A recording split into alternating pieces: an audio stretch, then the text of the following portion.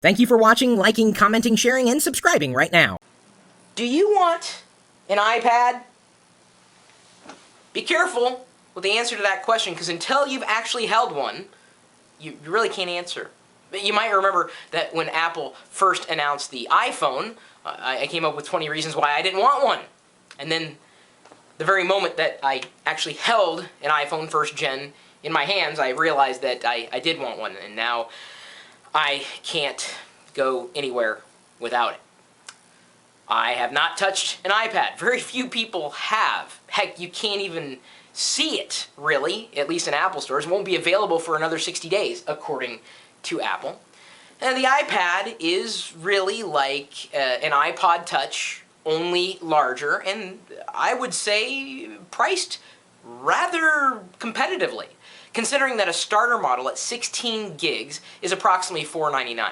Now, if you're going to make a comparison, you don't want to compare the iPad, not the iPod, the iPad, to a traditional netbook computer, or even a tablet PC, as you've been used to experiencing.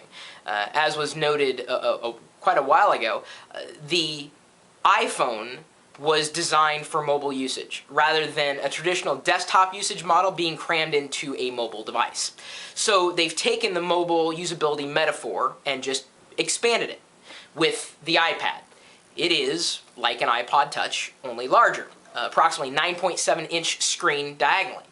Now, what would be fair to compare this to is the Kindle DX, currently selling for $425. The Kindle, of course, Amazon's traditional ebook reader, and I say traditional because Amazon's released an SDK allowing developers to create apps.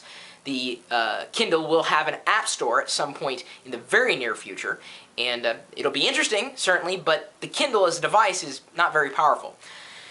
It does ebooks well, long battery life, but the screen is really designed for legibility. I mean, it's a great ebook reader. But now at $425 for a Kindle DX that also has a 9.7-inch screen, of course a keyboard built in, it's a hardware keyboard, an actual physical keyboard in the device, compared to a basic iPad weighing in 16 gigabytes worth of space, 9.7-inch backlit LED screen. All the apps that you can use on the iPhone or iPod Touch can pretty much be used on I should say, the iPad. And it can do a lot more. It's faster, and it sells for $499. $425 for a really good ebook reader, and then maybe other things, or $499 for a device that does a heck of a lot more than just allowing you to read ebooks, or iBooks, as Apple's going to be calling them. Is this a game changer? I don't know. I haven't actually touched one. And if you're sitting there saying, well, I don't want one, be careful about stating your opinion before you've actually experienced something like this in real life. Now, if you've used tablet-like products before, even touch-screen devices before, and you found yourself frustrated with the usability, yeah, you gotta give this device a chance. I'm willing to give it a chance. Is it something that I want? Yeah, I think so. But here's the thing that sold me on the iPad. I'm going to be buying one with my own money. Apple doesn't send products out to anybody, and even when they do, I'd imagine they have to return them. iWork is going to be available on the iPad. So that's going to give me access to spreadsheets, to word processing, and presentations. And it's also going to be able to use a projector. And you might remember the cinnamon swivel review that I did a few weeks ago. I connected it to my iPod and watched things on there. So iPod, not iPad, do not have an iPad yet. Now, I've got the chat room here from live.pirillo.com up in the background. Seems like everybody is talking about the iPad, whether it's good, whether it's bad. There are obviously some things that are missing from iPad, well, at least the first generation as of the time of this recording. I like iTouch. That's a problem. Not a product. iTouch is not a product. So anytime you see someone say iTouch, you tell them the product doesn't exist. It doesn't. It's iPod Touch, not iTouch. It's a little, sorry, it's a pet peeve of mine. Any old way. having iWork in a mobile capacity, it would make it a productivity device that I would want to use. Think of it as a replacement for carrying around a full-on notebook computer, even if that notebook happens to be a compact notebook computer, even replacing the MacBook Air. It's a touchscreen experience. It's the iPhone type experience or iPod Touch experience in a larger screen capacity. But as I was getting to, some of the things that are missing seem to be shocking to me.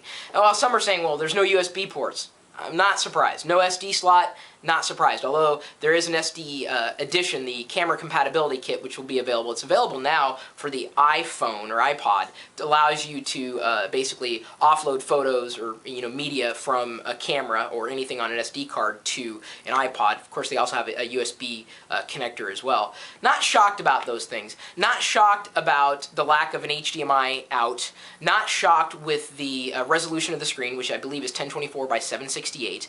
Traditional, I guess, standard 4:3 ratio. Some people were expecting a widescreen 16:9 ratio like we've seen on MacBooks. The thing that shocked me most about the iPod, see now I'm doing it, iPad first gen is no camera. I cannot believe there's no camera on this thing. Now they've got a 1 gigahertz processor, and they're actually Apple's own processor at this point. So it's fully capable of handling, well, video. Certainly it'll play YouTube HD videos right there on the device. Why it doesn't have a camera is kind of beyond me. If anything is going to limit the sales of the first gen, it's probably that, oh, sorry if the camera shook there, Wicket just walked by. Didn't realize he was heavy enough to make the tripod move, but apparently I need new carpeting.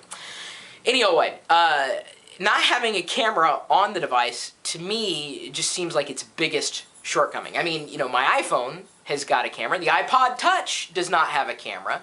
That would separate the iPod Touch from the iPhone in certain respects. I mean, the iPhone has Wi-Fi, to be able to use it. You don't need to have a 3G connection or plan with the iPad, although they do offer one through AT&T, as you might have noticed. No contracts. It's a month by month. $15 for, I believe, 250 gigabytes worth of data.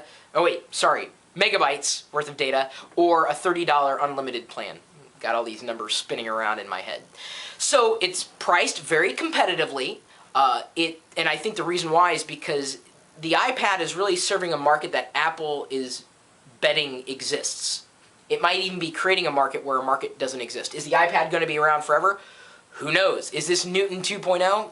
I'm not going to go that far, because we really didn't see, at least in the default apps inside of the iPad, we didn't see any kind of handwriting recognition. Even the Notes app doesn't have it, at least from what I've seen online. That's all anybody has seen, unless, of course, you were at Apple's event today. If you were lucky enough to be there and to hold one in your hands, awesome. 99% of the galaxy has not. So until then, it's all speculation. I'm willing to give it a shot, certainly, and if I don't like it, I can return it or, give it away to the community. I'm sure you'd all like that. But I'm curious to know what you guys think about the iPad. The name, still not sold on. I'm probably going to be getting the Wi-Fi 3G version, even though you don't have to get the 3G version. So that's how the base level doesn't have 3G on it, and that's $4.99. I'm going to be spending a few hundred more just getting the 3G version, just to have it. Yeah, even if you're not an Apple fan, if you were ever a fan of a tablet computing, this is quite interesting. If you're an ebook fan, this makes a very, I think, formidable competitor to the Kindle. The Kindle DX to be specific, at $425 versus an iPad base level at 16 gigabytes that gives you so much more for just $4.99. So they kept it at under $500. That's kind of amazing for a device like this. Capacitive touchscreen, backlit LED, as I said. I'm not going to go through all the specs. You can look at them online if you haven't already. But I just want to go back to saying that don't pass judgment. You might sit there and say it's stupid. Fine. It's okay to be an armchair quarterback. But I really want to hear your opinions after you've touched it, after you've used it. Those, to me, are qualified opinions. If you're sitting there just talking about it for the sake of talking about it, tell me why. Give me actual reasons. I am upset that it doesn't have a camera. Is that keeping me from buying one? No. Not really. And like I said, it's got a different use case. In fact, the accessories, I forgot about this, they've got a keyboard that you'll be able to attach to it, including the wireless keyboard, because it's got Bluetooth 2.1 compatibility. So I can use Apple's wireless keyboard to connect to it and use that to type in at least the apps that would be compatible with it. And I can't imagine apps not being compatible. I think this is a pretty big win for a first-gen tablet computer from Apple, and it's going to be interesting to see how many people are using it. It's going to be the new iPhone, I believe. It's not going to replace the iPhone, and maybe that's one of the reasons why they didn't want to put a camera in there, but I think second gen would be best served by having a camera, because then, being able to make video calls anywhere could be more of a possibility. So who knows why they didn't put it in there. Maybe someone on the inside would probably know, but they couldn't share, or Steve Jobs would have to kill them. Some people are going to wait. What about you? What are your thoughts? If you think this is a good move, a bad move, if you don't want to get one, what are the logical reasons why you don't want one? Not because you hate Apple. That's just a stupid reason why you wouldn't get a product. You're cutting off your nose to spite your own face. That's just my opinion. It was overhyped. So please, if you're saying that, well, it should have been X, Y, and Z, if you're reading all the rumors, you kind of deserve to be disappointed. Me, I watched, I kind of got excited, but I want to see how it goes. I'm going to reserve final judgment for when I actually have it. Of course, it will be unboxed live with the video stream here.